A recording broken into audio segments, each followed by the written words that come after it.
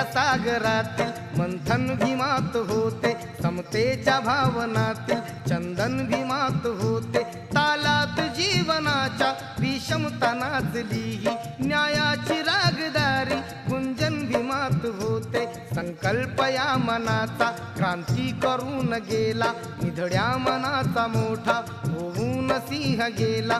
दिपविले कैक ज्ञानी माझ्या धुरंधराने, इतिहास घडविला माझ्या युगंधराने। ती आस नाही केली श्रीमंतीच्या धनाची, फुलविली बाग ऐसी येथे परिश्रमाची।